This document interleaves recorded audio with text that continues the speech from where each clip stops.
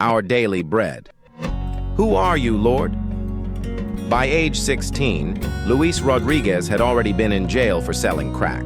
Now, facing a life sentence for attempted murder, he found himself behind bars once again. But in his darkest moment, God spoke into his guilty circumstances.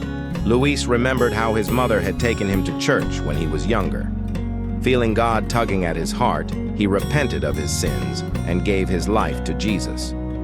In the book of Acts, we meet another man with a guilty past, Saul, also called Paul.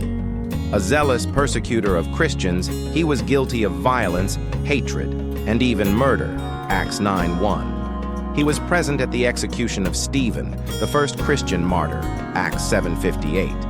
But while traveling to Damascus, Saul was suddenly blinded by a bright light, and Jesus spoke to him, "Why do you persecute me?" Acts 9:4. Struck with conviction, Saul responded, "Who are you, Lord?" That moment changed his life forever. He repented and came to Jesus. Luis Rodriguez eventually served his sentence but was granted parole.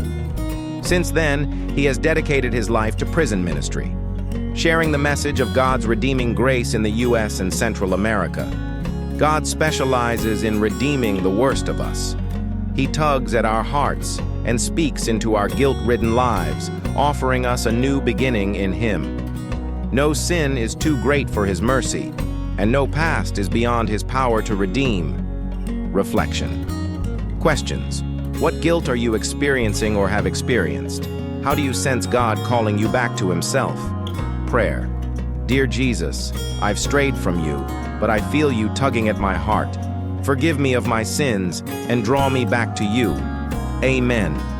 If this message encouraged you, don't forget to like this video and subscribe to our channel for more powerful stories of redemption and faith. Hit the notification bell so you never miss an update. Share this with someone who needs to hear about God's amazing grace today.